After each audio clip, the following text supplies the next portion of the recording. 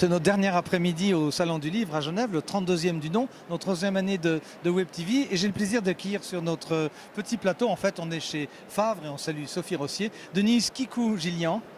Vous êtes thérapeute, vous êtes médium et vous venez d'écrire, enfin il y a quelques temps, parce que c'est la 3e édition, L'au-delà sans peur. La question qui vient à l'esprit avant d'ouvrir le livre, c'est de dire l'au-delà sans peur. Est-ce qu'on doit avoir peur de l'au-delà ? Alors non, on ne doit pas avoir peur de l'au-delà et c'est pour partager cette conviction en fait que j'ai écrit ce livre. On observe dans la population une espèce d'écart entre les croyances populaires et ce que nous on vit, les médiums, parce que ce qu'on vit est toute lumière avec les défunts, avec les guides spirituels, tout amour, alors que dans l'inconscient collectif, de par la tradition judéo-chrétienne dans laquelle on baigne, il y a beaucoup de peurs qui sont véhiculées encore par le cinéma aussi. Et donc ce livre milite contre la peur. Alors, quelles ont été vos techniques ? Votre technique, c'est de recevoir des gens, d'être médium, certes, mais passer à l'écrit, c'est mettre une somme de connaissances et d'expériences et de conseils pour apprivoiser. Oui, bien sûr. Alors, mon premier métier est le cinéma. Je suis réalisatrice de films et auteur. Nous avons un point en commun, alors. Voilà. Ah oui, ok. Oui. Donc, du coup, c'était pas compliqué pour moi de passer à l'écriture, étant donné que je suis créative de toute façon. Et il m'a semblé important, en fait, comme j'ai la double casquette, à la fois de pouvoir enquêter, comme je le fais pour des films, mais de valider mon enquête par des expériences personnelles en tant que médium guérisseuse. Donc, le livre est vraiment un compte-rendu à la fois de témoignages, d'enquêtes, mais aussi d'expériences vécues. Et je pense que c'est sa particularité. Je vous trouve modeste quand vous dites que vous avez 2 casquettes. Il y en a 3, parce qu'il y a celle d'aller dans l'autre monde, entre guillemets, ou d'y mettre la pointe du pied. Alors oui, on y met, je pense que la pointe du pied. Hein. Heureusement. On fait des allers-retours, oui. Mais absolument. Et du coup, on peut vraiment valider par l'expérience ces enquêtes menées. Et c'était extrêmement important pour moi, bien sûr, de pouvoir en témoigner dans le livre. Qu'est-ce qui revient le plus souvent dans vos enquêtes, dans ce que vous entendez ?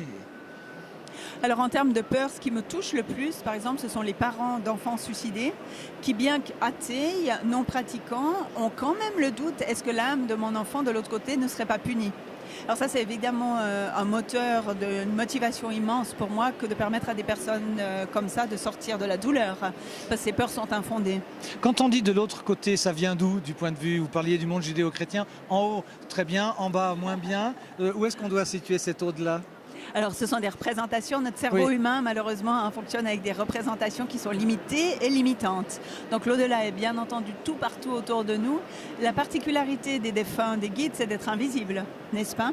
Mais ils peuvent quand même communiquer avec nous et ils ne sont pas en dessus ou en dessous. Ils sont tout partout, mais sur une autre fréquence vibratoire. On va parler des fréquences vibratoires. Lesquelles sont-elles et pourquoi est-ce que vous, médium, vous arrivez à choper ces ondes ? Alors pour moi, nous sommes tous des médiums dans la mesure où nous sommes tous des âmes. Et le propre de la médiumnité, c'est de se mettre dans un état de conscience modifié qui permet effectivement d'aller dans une vibration, un taux vibratoire qui peut s'apparenter à celui de l'amour, de la joie, pour choper, comme vous dites, la fréquence. Oui, on se met au niveau des gens qui nous écoutent et on parle pareil. Par exemple, c'est les gens qui disent « je savais, ça partait mal depuis le matin » ou bien « je l'avais senti ». C'est pas des, j'ai plus que le nom dans la mythologie de ces déesses qui vont prévoir les choses. Est-ce que c'est forcément en cas de malheur qu'on peut dire après « ouais, je l'avais dit ». Non, on peut observer dans toutes nos vies ces petits moments de magie, ces synchronicités. On sort de chez soi le matin, on pense à quelqu'un et paf, on le rencontre 2 heures plus tard dans la rue. Est-ce que ça veut dire que la personne a pensé à vous quand vous sortiez de chez vous ? C'est ça les questions ? Pas forcément. Non, je pense que certains d'entre nous sommes sensitifs. Ça veut dire qu'on est dans un taux vibratoire qui nous permet de sentir l'autre, de sentir l'invisible, de sentir les choses. Mais pas tout le monde développe ces facultés-là. Mais comment les avez-vous vous avez fait ça comment, vous, de développer ce sens ? Vous l'avez senti que vous l'aviez ? Alors oui, enfant, c'était très développé, très fort en moi. J'ai eu la chance, à un moment donné de ma vie, de vivre à Mexico. Et c'est vrai que les Mexicains... Mais quand vous avez tout dit, mais bien sûr, avec la tequila, tout cela aide. Non, je plaisante. Mais il y a une croyance dans ça. C'était les chamans, la croyance, la spiritualité fait vraiment partie de la vie de tous les jours dans un pays tel que le Mexique.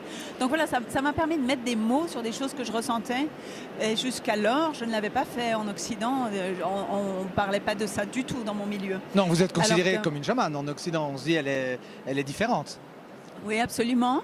Je me sentais différente, mais sans pouvoir verbaliser la chose, sans savoir à quoi l'attribuer. C'est vraiment au Mexique que tout d'un coup, il y a une compréhension Oui, des mais choses qui m'a ceci été donnée. explique beaucoup de choses. En lisant votre livre, moi, ça m'a... non, je dirais pas que je suis inquiet, même si les temples blanchissent singulièrement, mais vous nous rassurez. C'est indépendamment du titre. Parce qu'il y a un ton où on se dit, bon, alors, si elle le dit, si elle l'a vécu, si ça se sait, d'où ça vient, ça? C'est votre style à vous? Alors, c'est plus large que moi seulement, hein, parce qu'on est vraiment une majorité de médiums à vivre l'au-delà comme un au-delà tout amour. Et pour moi, quand on se le représente avec de l'ombre, avec de la négativité, ce sont des projections de notre psyché, de nos propres peurs qu'on fait sur l'invisible. Mais c'est pas une C'est quand réalité de quelqu'un vient l'invisible. petite question, quand quelqu'un vient vous consulter, est-ce que vous branchez vos antennes et vous ressentez quelque chose de cette personne, bien qu'elle ne parle pas? Oui, alors absolument. C'est même plus facile de travailler avec Quand des personnes les qui gens ne se parlent taisent, pas. Oui. Parce qu'on le sent mieux et on est moins conditionné. Le piège du médium, c'est C'est le la voix. conditionnement. Alors, on sent très bien. Hein. Après, on peut développer des facultés ou d'autres, comme la clairvoyance, la clairaudience, la clairsentence, qui sont des qualités clairaudience, différentes. vous l'expliquez, c'est quoi?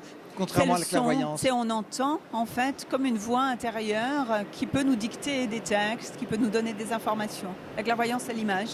Oui, oui, on est du même métier, comme on l'a dit. Mais parce que la clairaudience, on l'entend moins bien. Comment se fait-il aussi qu'il y ait de la résistance dans le public? Tout le monde n'a pas la chance d'aller au Mexique.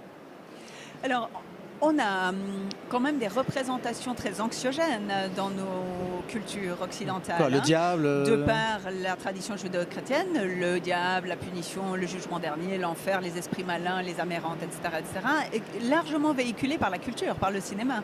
Si vous prenez le cinéma, les films... On va brûler tous les films. De l'au-delà, oui. c'est toujours anxiogène parce que c'est ça qui fait peur. Ce qui fait peur fait vendre.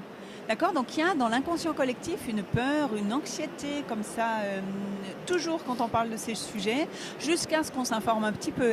Et le propos de mon livre, c'est vraiment ça, c'est d'amener une information qui permette à tout un chacun de se relier. Sans s'en sentir coupable pour autant, à cause de la culture. C'est extrêmement important de ne pas se sentir coupable, il n'y a pas de punition à pratiquer, sinon il n'y aurait plus de médium, on serait déjà... Oui, on aurait vous seriez au chômage. Oui. Hein, si on le pratique avec bonheur, c'est quand même, et en bonne santé, c'est qu'il y a quelque chose qui est aligné, qui est juste à cela. Merci beaucoup. On pourrait vous écouter pendant des heures. Denise Kikou, puisque c'est votre deuxième surnom que vous préférez au premier visiblement. Gillian, l'au-delà sans peur. Édition Favre, évidemment. Enquête, témoignage et conseils pratiques, surtout pour vous qui êtes vert devant votre écran. C'est un grand succès. C'est la 3e édition. Merci de nous avoir reçus. Bon salon et puis alors bonne prise de rendez-vous. Oui, merci.